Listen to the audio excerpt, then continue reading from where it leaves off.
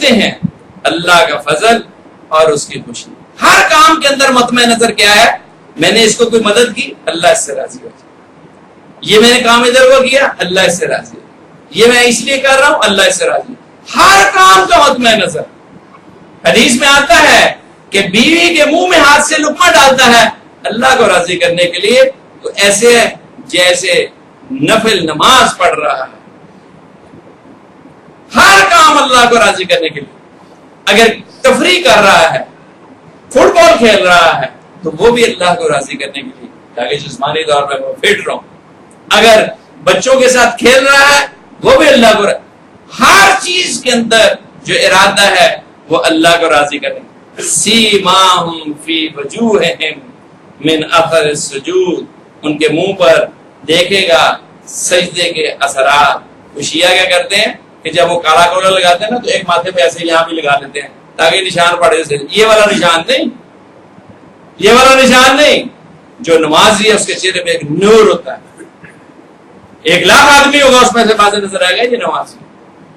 جو درود شریف پڑھتا ہے کثرت سے اس کو موت نہیں آئے گی جب تک درود شریف کے انوارات کے اظہار اس کے چہرے پہ نہیں ہو جائے گا. آپ آزما کے دیکھ لیں. میں نے ایک دن آپ کو دکھایا تھا ایک آدمی، اس نے کہا 10,000 دفعہ میں صبح درود شریف پڑھتا ہوں، 10,000 دفعہ شام کو پڑھتا ہوں. وہ میرے پیشنٹ ہے، میں لے کے آیا، میں کہ سارے دیکھ لو درود شریف پڑھتا ہے، اس کی ایسی شکل ہوتی ہے. وہ بابے کی شکل دیکھ کے دل چلتا تھا ان کا منہ چوم. یہ دین کی کرامات اور حضور صلی اللہ علیہ وسلم کے معجزات آج تک جاری و ساری ہیں. کوئی کر کے تو دیکھے. نمازی کے چہرے پہ ایک خاص قسم کا نور اور بشاشت ہوتی ہے. بس مکار نمازی نہ ہو. بس یہ ہوتے ہیں کہ ادھر نماز پڑھ رہا ہے ادھر کاٹ تول رہا ہے، ادھر نماز پڑھ رہا ہے ادھر جھوٹ بول رہا ہے، ادھر نماز پڑھ رہا ہے ادھر بیوی کو گالیاں دے رہا ہے. یہ نہیں، یہ نہیں. نمازی ہو اور توبہ طائب کرنے والا ہو، معاملات میں اکثر اسے کوشش ضرور کرتا ہو کہ ٹھیک ٹھیک چلے. اس کے چہرے پہ ایک بشاشت ہوگی، ایک نور ہوگا. ابھی کل کی بات ہے، میں خبر لینے گیا کسی کی CCU میں، ICU شیخ زید میں. تو میں وہاں کھڑا تھا، ایک آدمی آیا کہ السلام علیکم، کوئی تعارف نہیں. اس نے کہا میری بچی بڑی سخت بیمار ہے. میں ڈر گیا، میں کہا ان پیسے مانگے. کہنے لگا نہیں مانگتا نہیں، میرے لیے دعا کر، میرے لیے دعا کر. اب 5,000 آدمی میں سے وہ مجھے دعا کرانے کے لیے آ گیا. میں نے پوچھا، سوچا سے پوچھوں پھر میں کیا مجھے کیا پوچھوں. بس دعا ہے، اس نے کہہ دیا میں نے کروں تو میں کر رہا ہوں. اللہ کرے آپ بھی کیجیے گا. بچی عالمہ تھی اور حافظہ تھی اور بڑی نیک بچی، 20 سال کی عمر میں لیور فیل ہو. اور اس بیچارے اشرف اس کا نام، اس کی 7 بیٹیاں، بیٹا ہی کوئی نہیں. یہ بھی دیہاتوں میں بڑی محرومی ہوتی ہے، بیٹا نہ ہو تو بڑا بچ. تو اللہ تعالیٰ رہنمائی کرتے ہیں. اور چہرہ انگریزی کہتا ہے face is the index of mind. جو کوئی دل و دماغ ہوتا ہے چہرے پہ نظر آتا ہے. اور قرآن بھی کہہ رہا ہے سیماہم فی وجوہہم.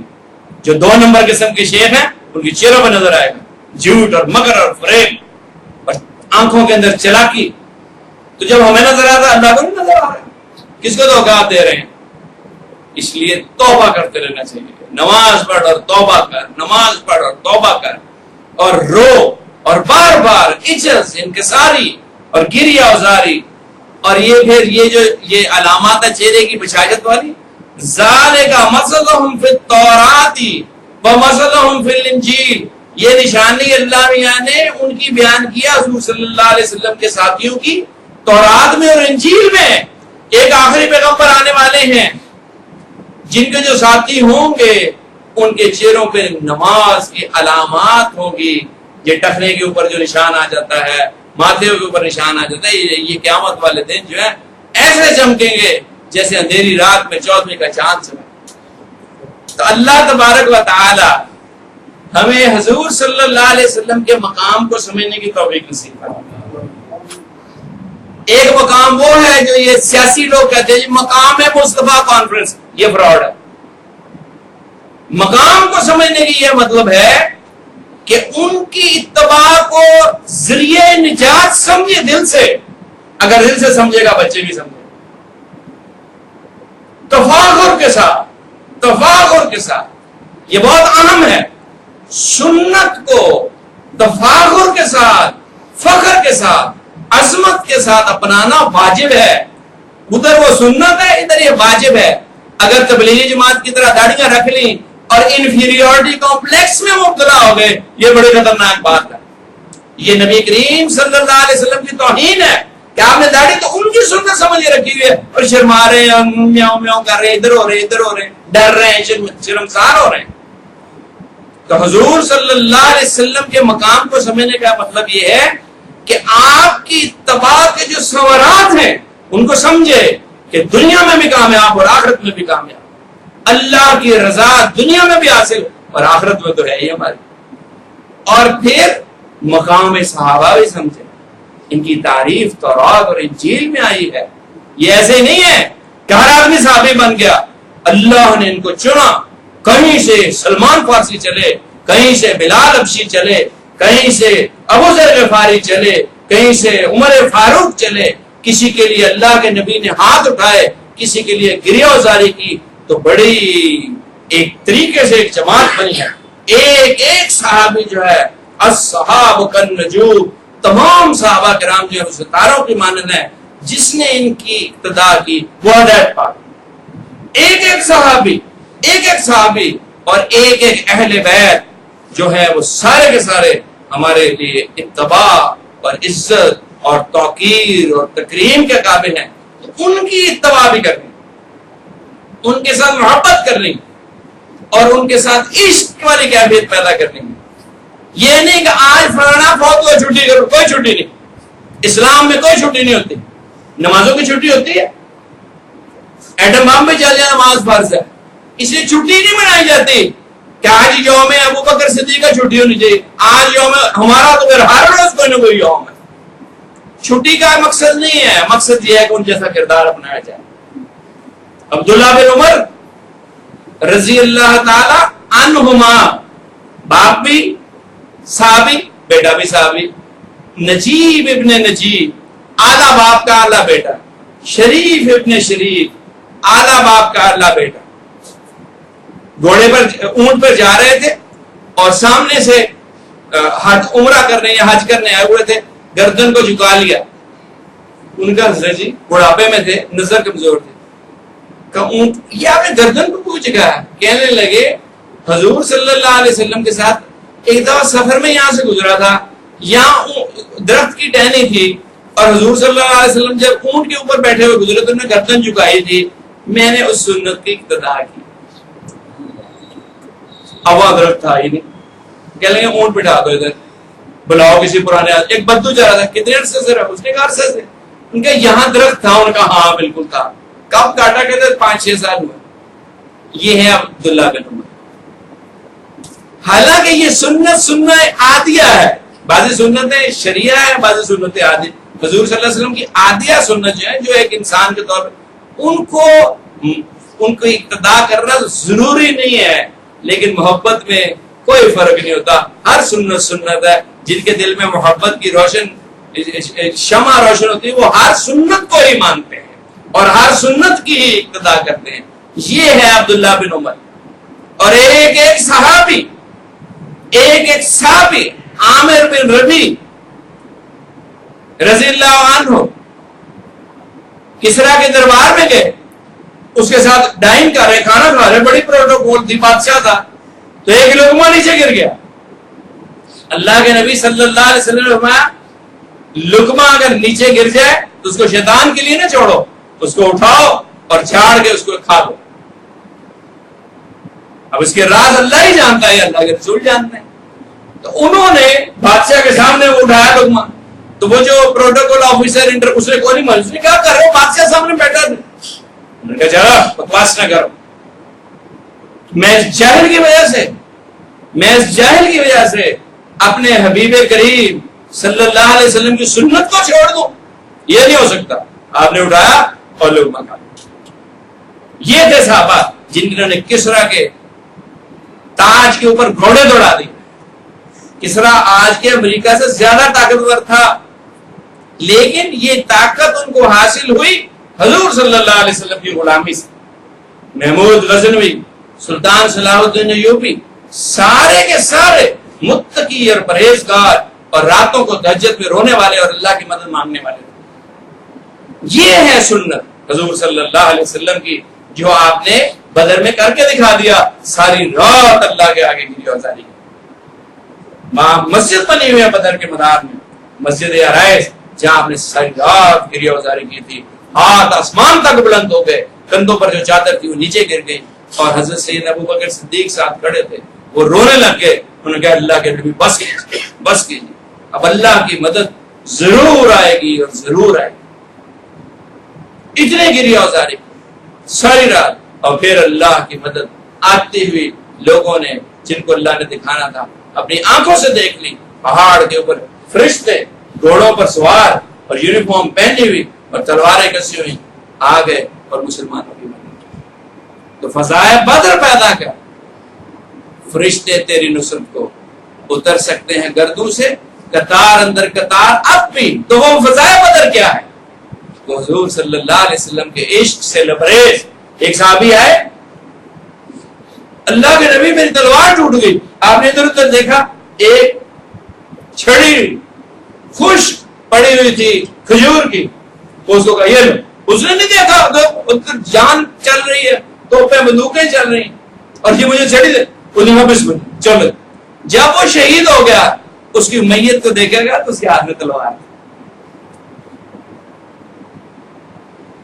ایک صحابی ہے ہاتھ میں آنکھ رکھی, اللہ کے نبی میری آنکھ نکل گئی. ادھر آنکھ اس کو رکھے, بسم اللہ الرحمن, ہاتھوں پر پھیرا, آنکھ اس کی وہیں کے وہیں. اس طرح جنگیں ہوئی ہیں. وہ احد کے میدان میں ایک صحابی بالکل آخری وقت ان کا دم نکل رہا ہے, پاس سے کوئی بندہ گزرا, اس نے کہا کچھ چاہیے, کچھ سلام پیام. اس نے کہا اللہ کے محبوب یہاں کہیں ہو تو نے لے آؤ. ان کے ادھر ہی ہیں. کہ اللہ کے نبی ایک بندہ بالکل آخری دموں میں ہے, آپ تشریف لے جائیں. آپ بھاگے ہوئے ہیں, کوئی پیغام دے گا, میری بیوی کو یہ کہنا, میرے بچوں کی سرپرستی کرنا. اس نے کہا حضور ذرا قریب ہو جائیے. آپ قریب ہوئے, اس نے سر اپنا پاؤں پہ رکھ دیا اور کہا میری یہی آرزو تھی کہ میرا دم جو ہے اللہ کے نبی کے پاؤں میں.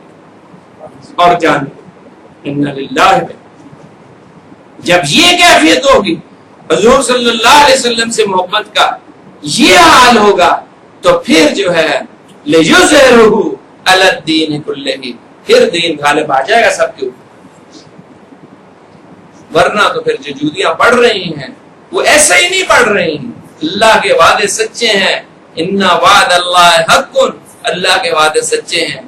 وہ قرآن غلط نہیں ہے, ہم غلط ہو گئے, ہم نے چھوڑ دیا جاسوس, اللہ سے تعلق کو چھوڑ دیا, اور دل کے اندر اللہ کی محبت کو بسایا نہیں, اور رسول اللہ صلی اللہ علیہ وسلم کی محبت اور تعلق اور اتباع کی قدر کی نہیں, تو پھر جو ہو رہا ہے وہ کیا چمبے والی بات. تو اگر آج بھی انقلاب اب لانا چاہتے ہیں تو اس کا ایک ہی ذریعہ ہے, وہ یہ ہے کریکٹر بلڈنگ کرنی ہوگی, ظاہر اور باطن کو ایک کرنا ہوگا, حضور صلی اللہ علیہ وسلم کی محبت کو دل میں جہاں کسی کرنا ہوگا, اور پھر انقلاب آئے گا.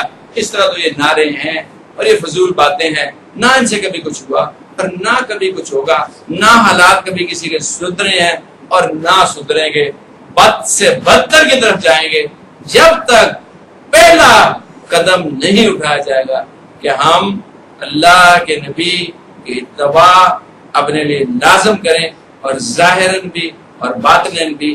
یہی انقلاب کا ایک ذریعہ ہے, یہی ایک اللہ کی مدد کو بلائے گا.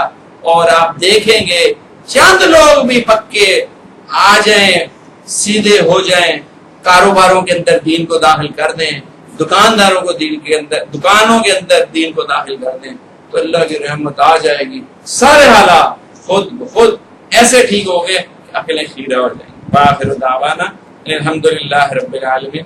اب تھوڑی دیر ذکر کر لیتے ہیں. یہ ذکر جو ہے یہ اللہ کی محبت ایک آئے گا دل کے اندر, اور اللہ کی محبت نجات کا ذریعہ ہے.